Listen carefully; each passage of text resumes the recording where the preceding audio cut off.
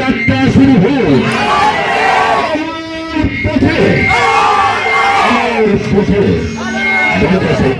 নারী ও শিশু অধিকার বিষয়ে আজকে যুক্ত প্রদান করবে উভয় দল আর যুক্ত উপস্থাপনের জন্য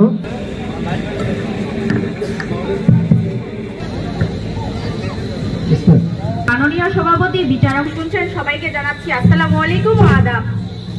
মাননীয় সভাপতি, আজকের বিষয় নির্ধারিত হয়েছে নারী ও শিশুর অধিকার প্রতিষ্ঠায় পরিবারের ভূমিকাই প্রধান।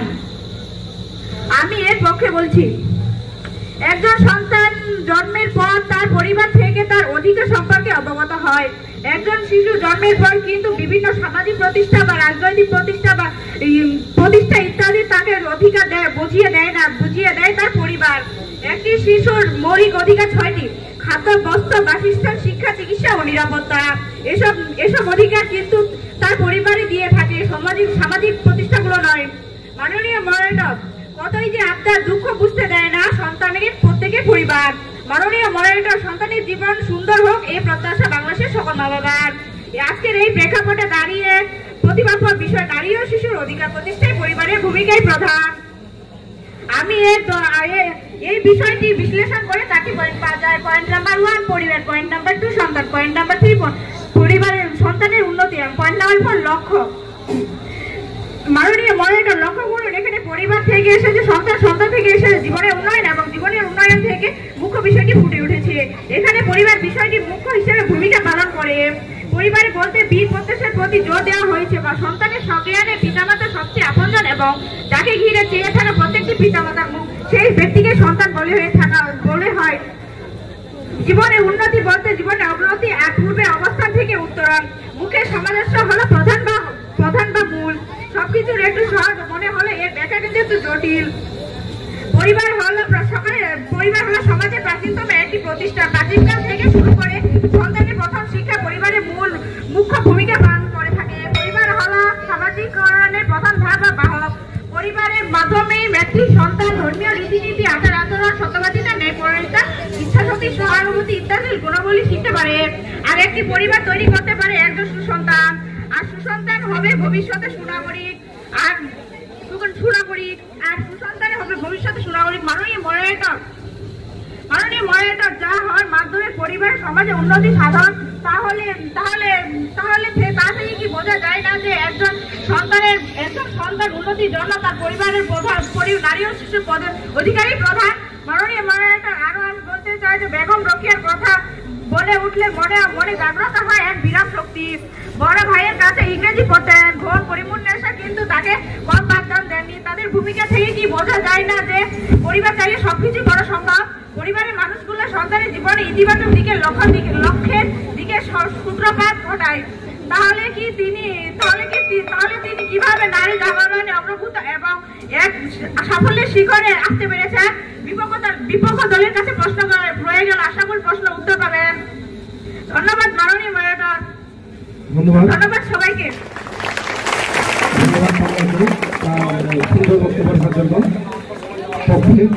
এবার বিপক্ষ দল থেকে প্রথমেই যুক্তকণ্ঠ উপস্থাপন করবে অপূর্ব।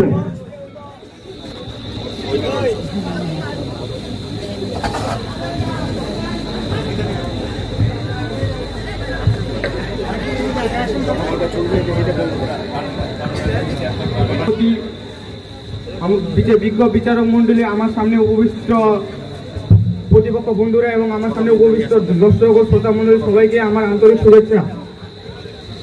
আমার বিপক্ষ দলের বন্ধু বলে গেল যে নারী ও শিশুর অধিকার প্রতিষ্ঠা পরিবারের ভূমিকাই প্রধান। কিন্তু মাননীয় মডারেটর, আমি আপনার মাধ্যমে জানিয়ে দিতে চাই যে যেমন একটি বাড়ি তৈরি করতে গেলে বালি, ইট, সিমেন্ট এর প্রয়োজন, তেমনি একজন সন্তানকে তৈরি করার জন্য পরিবার ছাড়াও সামাজিক প্রতিষ্ঠান, ধর্মীয় প্রতিষ্ঠান ও রাজনৈতিক প্রতিষ্ঠানের প্রয়োজন। একজন সন্তানের পেছনে যেমন একটি পরিবার অনেক টাকা ব্যয় করে, কিন্তু তার পেছনে বিভিন্ন ধরনের প্রতিষ্ঠান তার পেছনে তার দ্বিগুণ টাকা ব্যয় করে। আমার প্রতিপক্ষ বন্ধু বেগম রোকেয়ার উদাহরণ দিয়ে বলে গেল, বেগম রোকেয়া তার পরিবারে তার ভাই ইব্রাহিম ও বোন পরিপূর্ণের সাহায্য করেছিল, কিন্তু তার পরিবারের মেইন যে পিতামাতা কিন্তু তাকে পড়ালেখার ক্ষেত্রে সাহায্য করেনি। এ থেকে কিভাবে তিনি বলতে পারে যে একজন নারী ও শিশুর অধিকার প্রতিষ্ঠায় পরিবারের ভূমিকায় মুখ্য? আমি একটি উদাহরণ দিতে চাই মাননীয় মডারেটর। আজকে সারা বিশ্বে যাকে চিনে বিল গেটস, মাইক্রোসফটের প্রতিষ্ঠাতা, তিনি একটি বই লিখেছিলেন, বইটির নাম দ্য রোড হ্যান্ড। তিনি এই বই লিখেছিলেন, তার শিক্ষক তাকে 4টি উপদেশ দিয়েছিলেন। 1 নম্বর উপদেশ দিয়েছিলেন তাকে ব্যতিক্রম হতে হবে। 2 নম্বর উপদেশ দিয়েছিলেন তাকে পরিশ্রমী হতে হবে। 3 নম্বর উপদেশ দিয়েছিলেন তাকে প্রচুর পড়তে হবে। 4 নম্বর উপদেশ দিয়েছিলেন তাকে বড় স্বপ্ন দেখতে হবে, যেন সে এক উঁচু জায়গায় উঠতে পারেন। তার শিক্ষক তার এই উপদেশ দেওয়ার কারণে আজকে সারা বিশ্ব তাকে চেনে। এটাকে কি বলা যায় না, পরিবার ছাড়াও বিভিন্ন ধরনের শিক্ষা প্রতিষ্ঠান এবং অন্যান্য রাজনৈতিক প্রতিষ্ঠানের ভূমিকা অত্যন্ত গুরুত্বপূর্ণ। এছাড়া মাননীয় মডারেটর ওয়ার্ল্ড হেলথ অর্গানাইজেশনের এর মধ্যে প্রত্যেকজন শিশুকে প্রতিনিয়ত সাধারণত 1 ঘন্টা খেলাধুলা করা উচিত। এই খেলাধুলার মাঠ, এই খেলাধুলার স্থান, আজকে যে অনুষ্ঠান হচ্ছে, এই অনুষ্ঠানের যে আয়োজন, এই যে সুন্দর মঞ্চ, এটা কি পরিবার তৈরি করে দিয়েছে না আমাদের এই বিভিন্ন ধরনের রাজনৈতিক শিক্ষা প্রতিষ্ঠান তৈরি করে দিয়েছে? আমার বিপক্ষ দলের কাছে প্রশ্ন করে গেলাম, আশা করি উত্তর পাবো। মাননীয় মডারেটর, আজকে পরিবার থেকে প্রায় 33% নারী ও শিশু নির্যাতিত হচ্ছে। এখানে কিন্তু মাননীয় মডারেটর, এখানে কিন্তু পরিবার ছাড়া আরো অন্যান্য বিষয় উঠে আসে, যেমন রাজনৈতিক, ধর্মীয় প্রতিষ্ঠান এবং সামাজিক প্রতিষ্ঠান। সামাজিক প্রতিষ্ঠানের মাধ্যমে একজন শিশু তার মনকে বিকশিত করার সুযোগ পায়। যেমন আমি এখানে এসেছি, আমি কিন্তু বিভিন্ন ধরনের সামাজিক এবং আমাদের বিদ্যালয়ের এই অনুষ্ঠানের আয়োজন করার ফলে এসেছি। মাননীয় মডারেটর, আমার বিগত বন্ধুর কাছে প্রশ্ন রয়ে গেল যে একজন নারী ও শিশু পরিবারে বড় হয়ে ওঠে, তাহলে কেন আজ বিভিন্ন ধরনের সংস্থা ও সরকারকে বিভিন্ন ধরনের নারী ও শিশু শিক্ষা বিষয়ক বিভিন্ন ধরনের আইন প্রণয়ন করতে হচ্ছে? যদি পরিবারে যদি ভালো শিক্ষা গ্রহণ করা হতো, তাহলে আজকে কেন বাংলাদেশে বাংলাদেশে কেন এত বিশ্ববিদ্যালয়, স্কুল, কলেজ ইত্যাদি তৈরি করা হয়েছে? মাননীয় মডারেটর, হ্যাঁ আমি মানি পরিবার আমাদের অর্থ দেয় পড়ালেখার ক্ষেত্রে, কিন্তু পরিবার কি সে খবর রাখে যে সেই অর্থ তারা যে দিয়েছে তারা কি কাজে লাগায়? যদি পরিবার সেই খবর রাখতো, তাহলে আজ রাস্তার পাশ দিয়ে হেঁটে গেলে আজ এত বিড়ি সিগারেটের টুকরো খুঁজে পাওয়া যেত না। তাই মাননীয় মডারেটর, আমি জোর গলায় বলতে পারি যে নারী ও শিশুর অধিকার প্রতিষ্ঠায় পরিবার নয়, বিভিন্ন ধরনের সামাজিক, রাজনৈতিক ও ধর্মীয় প্রতিষ্ঠান ইত্যাদি গুরুত্বপূর্ণ ভূমিকা পালন করে। এই বলে আমি আমার বক্তব্য শেষ করছি। ধন্যবাদ মাননীয় মডারেটর, ধন্যবাদ সবাইকে।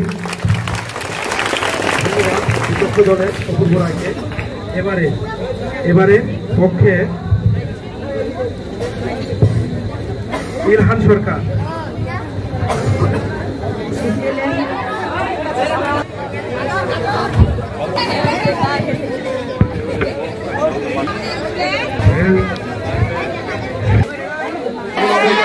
গন্ডগোল করিও না।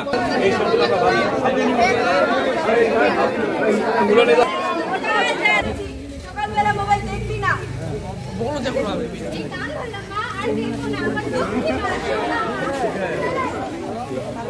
তুমি আমার সব। দেখ মা, তুই আমার একমাত্র মেয়ে, তোকে ঘিরে আমার কত স্বপ্ন। মা, তোর ঘরের বাইরে আমি যাবো না মা। ঠিক আছে মা, ঠিক আছে মা, চলো এখন খেতে চলো। দেখতে ছেলেটা খবর নিতে পারছি না। ওটা নাম আমার ফটিক, কাজ আমার সঠিক। পকেটে একটু ভরে দিলে চলবে, ঠিক না? ঠিক বলেন ভাই।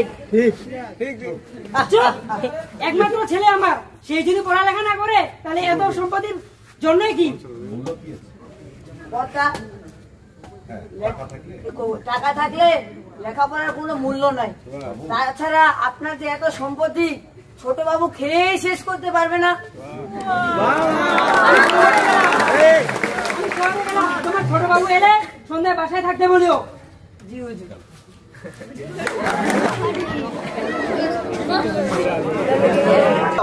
বাবা কিছুতেই আমার কথা শুনছে না। তোর বাবা বড় ব্যবসায়ী, তোদের টাকার অভাব নাই। তাছাড়া ইদারিং তুই কম খরচ করছিস, কি হয়েছে তো? বাবা শুধু ব্যবসার কাজে ব্যস্ত, আমার খবর রাখে না। তাই ভাবছি এ বাড়ি ছেড়ে আমি চলে যাব। না বন্ধু, তুই চলে গেলে আমার কি হবে? চল এখন স্কুল চল। না লিটু, আমি মোবাইল না নেওয়া পর্যন্ত স্কুলে যাব না। মোবাইল হবে, চল এখন স্কুল চল। আচ্ছা তুই যেহেতু বলছিস তাহলে চল। কি হয়েছে তোর? প্রচন্ড জ্বর আর সর্দি ছিল রে। ও তাই, বলবি তো? সরি আমার ভুল হয়ে গেছে। সামনে পরীক্ষা, সিলেবাস শেষ করেছিস তো? না রে, একটু বাকি আছে। ভালোভাবে কর, দেখবি তোর কোনো কষ্ট হবে না। তোকে আমি কোনোদিন ভুলতে পারবো না রে। আজ আসি, মা বাড়িতে নেই, কাল দেখা হবে।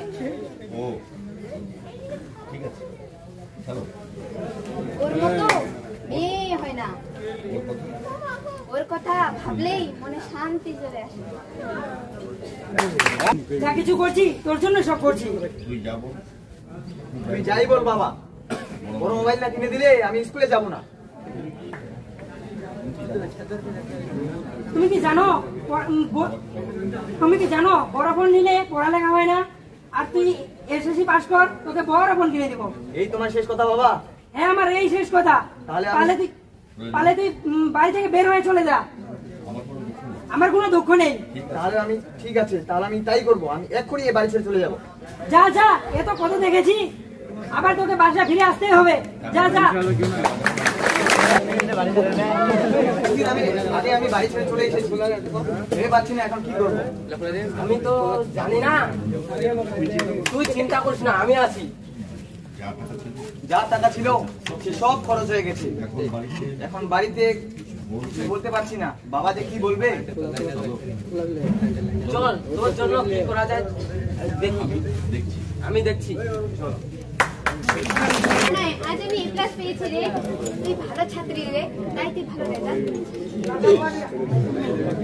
চল মাকে খবরটা দিয়ে আসি। চল চল, বিকেল হয়ে গেল, মেয়েটা এখনো বাড়ি ফিরছে না। মা মা, তুমি কেমন আছো মা? কি রে অনু, তোকে আজকে তো খুশি দেখাচ্ছে কেন? মা আমি না A+ পেয়েছি। কি বলছো মা? আজকে আমি খুব খুশি।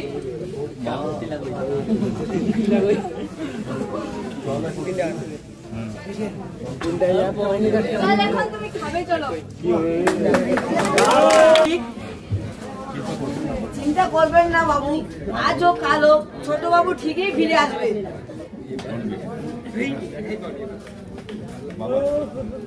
বাবা আবার বড় ভুল হয়ে গেল।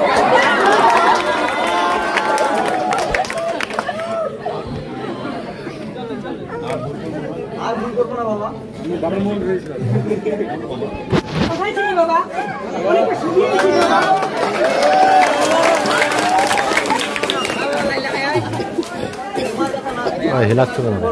বাবা। আমি কোনোদিন আর ভুল করবো না বাবা। ঠিক আছে বাবা, চল এখন খাবি, চল। যে আমাদের মতো ছেলে মেয়েদেরকে অবহেলা করবেন না, আর প্রত্যেকটা ছেলে মেয়েকে খেয়াল রাখবেন। সবাইকে নমস্কার।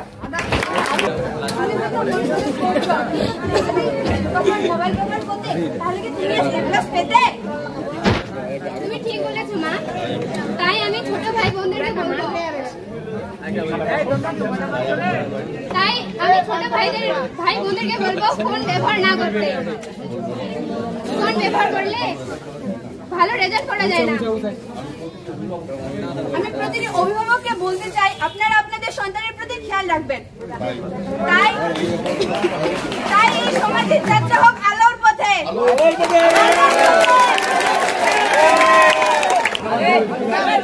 অনেকদিন চর্চা বন্ধ ছিল, প্রায় আমরা 2টা নাটক করেছি আমার মনে হয় 10-12 বছর আগে, আর সেই সুযোগ পাইনি, পরিবেশও হয়নি। আজকে আমরা পেরেছি, এজন্য যিনি আমাদের অতিথি এবং আজকে প্রকল্প যে সম্পাদক রয়েছেন ওনাকে আমরা আমাদের পক্ষ থেকে ধন্যবাদ জ্ঞাপন করছি। আমি ধন্যবাদ জ্ঞাপন করছি আজকে আমাদের এই বাচ্চারা আজকে বেশ সুন্দরভাবে প্লে করেছে, ভবিষ্যতে আরো ভালো করবে এই প্রত্যাশা আমি তাদের জন্য একটা করতালি আশা করছি। ধন্যবাদ।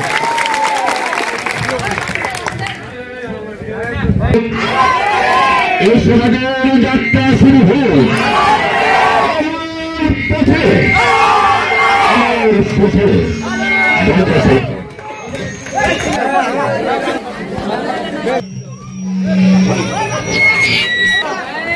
যাবে না।